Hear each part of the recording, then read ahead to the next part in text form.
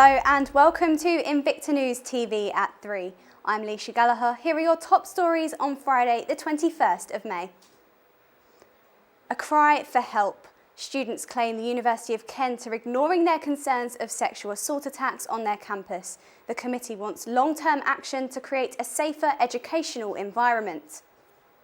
That'll be 10 pence, please. The price of single-use plastic bags will double from today. The 5 pence charge will be no more in a government bid to cut down on plastic pollution. The sharpest tool in the box. Hardware shop owner is celebrating 70 years of trading. We found out his secret to being a nailed-on certainty. Also on the programme, we got a preview into the Medway Ebb and Flow Festival, displaying the beauty of the Medway towns. But first, women from 15 universities are calling for a mandatory policy for dealing with sexual assault allegations. Currently, it is not compulsory for higher education institutions to have specific guidelines in this area. Our reporter, Matt Evans, spoke to the Canterbury University's Women Committee about how their fears are being ignored. Last January, I spoke to Canterbury University Women's Committee about a series of sexual assaults that had occurred on their campus. Their Instagram post caught the eye of many. Reports of a man following and grabbing 2 women in separate incidents seemed out of the ordinary, but that was far from the truth. I spoke with them about the response to their post and what action had been taken by the university to protect women on campus. When we did the post and it just blew up, is how many DMs we received of girls saying, it happened to me, it happened to my friend. Now they're focusing on Elliot Footpath because that's where we raised our concerns and that's where a lot was happening. But then there's so many more places. There's Parkwood Road and Parkwood Path, and that place is very dark. I think that one might even be worse than Elliot Footpath. The uni was saying we're not doing anything about it because nothing's been reported. We've only heard about one case. Early last year, at some point, I was walking home alone, and so I tried to, you can call campus security and they can walk you back or something like that. I couldn't even find the number. I just couldn't find it. We want deadlines. We want actual dates. So I think next time that is what we're going to get. We're going to get, at least it's what we're going to ask for again. 4 months went by with no news of what the university was planning to do.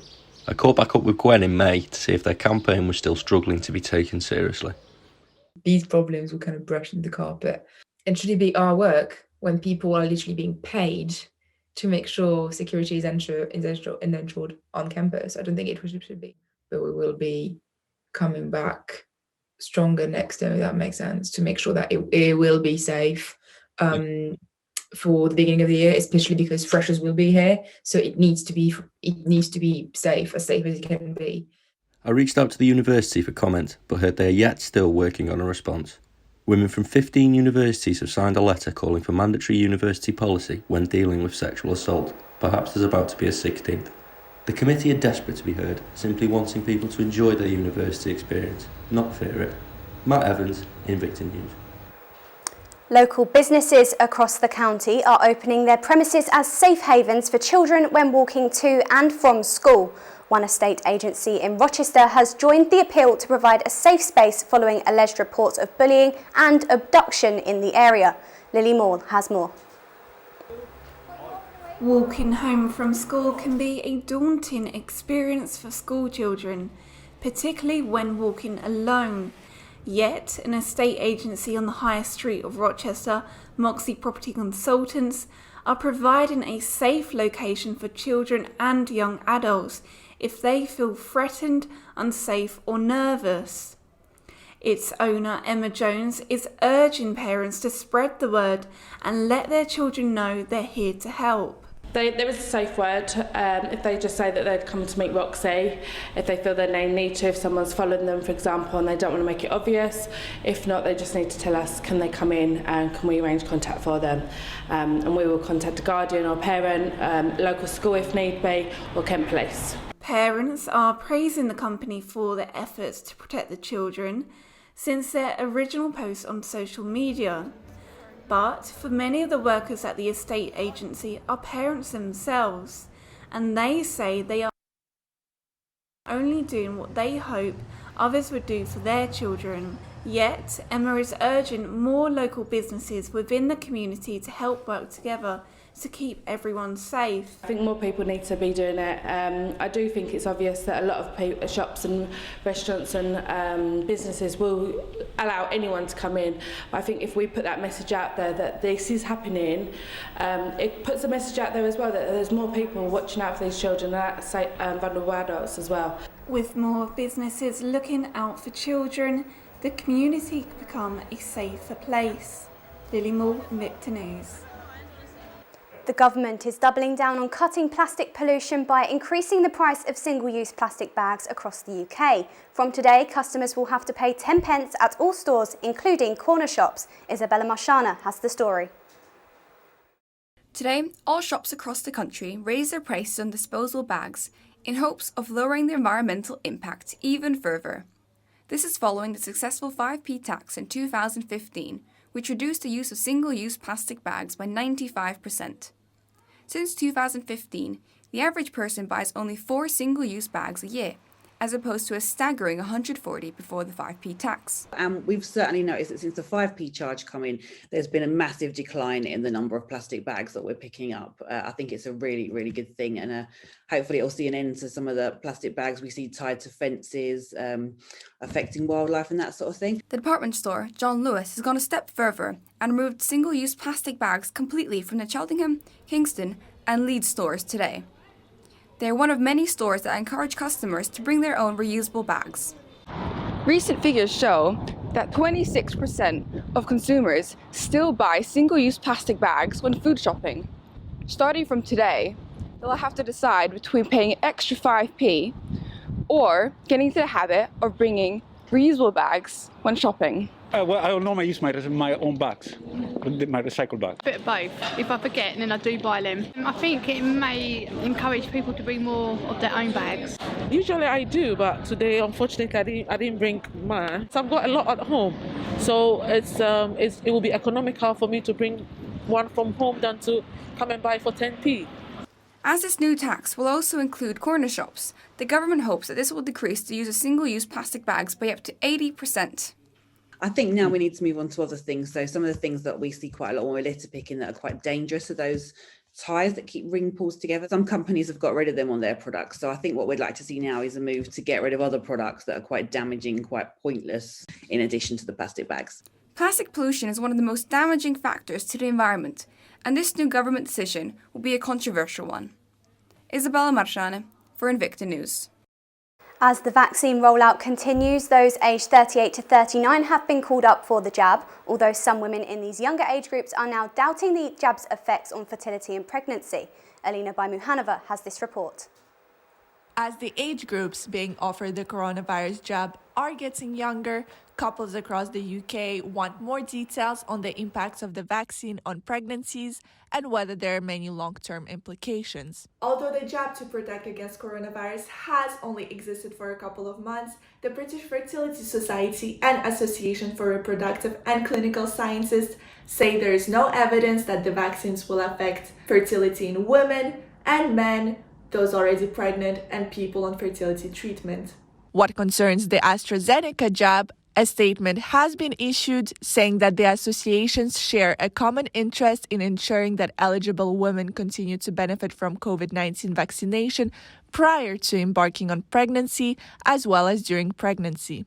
Some of this is around reassuring people, but not false reassurance. You know, this is the evidence. We've got the evidence. This is why we're saying it is safe, not just let's have a vaccination and get rid of the pandemic. It's more important to talk about those concerns and take your time so that you understand that isn't an issue.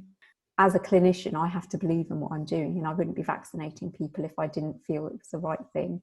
Experts say if you are thinking of having a baby in the near future or even in years to come, getting the vaccine and as a result reducing the chances of catching coronavirus may help you in the long term.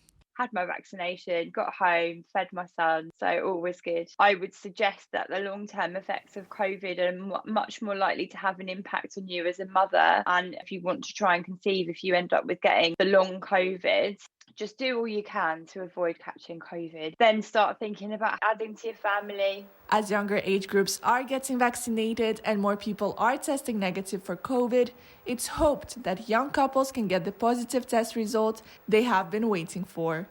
Elina Baimuhanova, Invicta News. And outside the UK, an agreement has been reached to introduce an EU-wide COVID travel pass just in time for the summer. We are joined by our foreign correspondent, Elina Baimuhanova. So, Elina, what can you tell us about how this travel pass will work? So the certificate is designed to facilitate free movement for tourism and for people who work in the EU, and it also will include information about vaccination tests and recovery from coronavirus. EU citizens will be able to obtain the pass if they have at least one of the 3 elements required: a vaccine, a PCR test, or an antigen test, and only vaccines approved by the European Medicine Agency will be accepted in the application process. So these are the Pfizer and BioNTech, Moderna, AstraZeneca, and the Johnson & Johnson vaccine. And however, individual countries will be allowed to accept other jabs, and they will also decide whether they will be accepting 1 or 2 doses of each vaccine. And just very quickly, Elina, what would happen then if the COVID situation became more severe in one state than in another? So if the health situation inside a member state deteriorates, according to the national government, that national government will have 48 hours to communicate to the European Commission and other member states on what other restrictions they would like to impose on travel or on pass holders before they do so. So these exceptional values and measures will have to be based on the principles of necessity, proportionality, and non-discrimination. And before it is introduced, the EU Parliament will debate it further earlier next month, and through the Council, and before it passes to the EU Council, where a qualified majority is required to actually accept the travel pass. Thank you very much indeed for that, Elina. We'll see you after this short break. Don't go anywhere.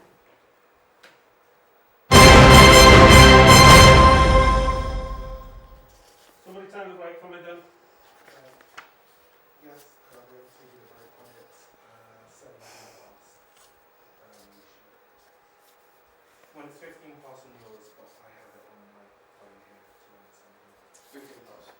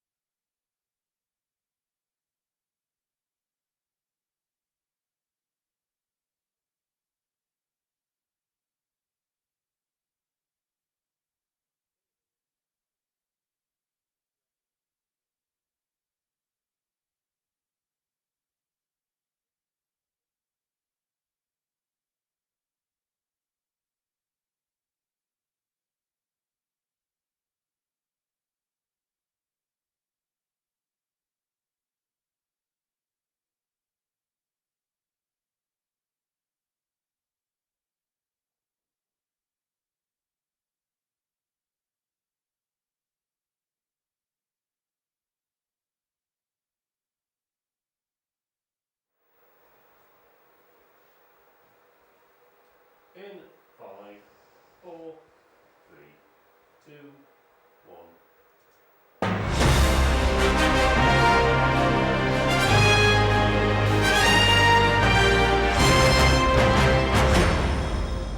Welcome back to Invicta News. The pandemic is having devastating impacts on Kent's high streets, but one staple, or should I say nailed on certainty, is Archie Johnstone.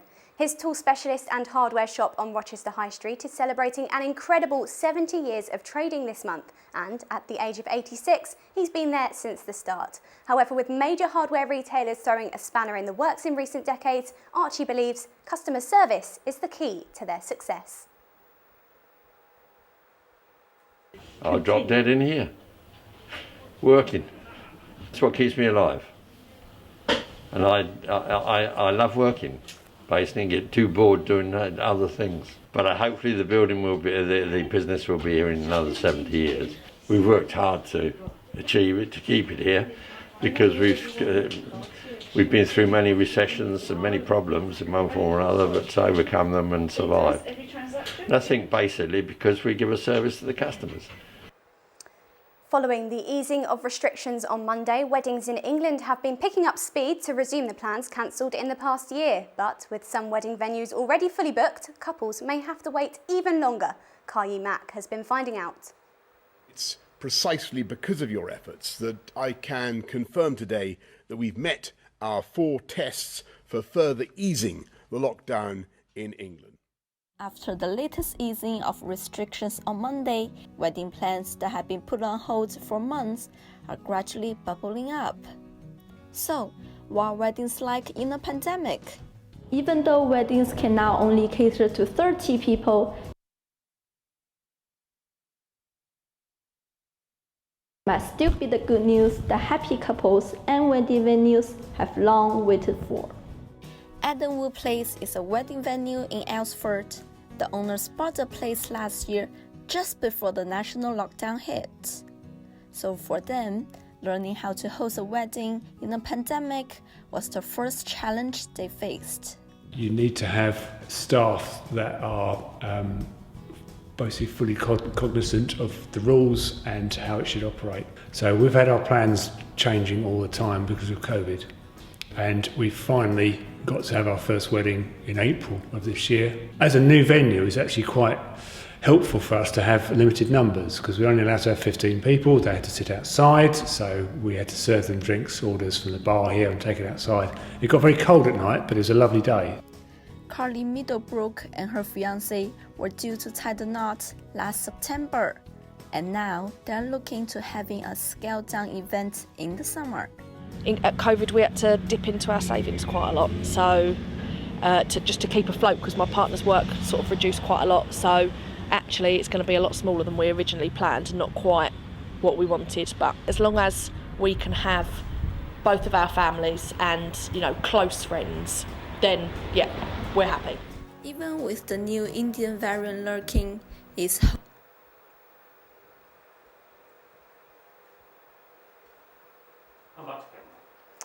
Rochester Cathedral Trust is looking to raise £50,000 to completely restore a historic monument in the town centre. Bishopsgate, next to the famous cathedral, is in desperate need of restoration, as an online auction showcasing the works of local and national artists has helped raise £15,000 towards their target. Alina Baimuhanova has the story.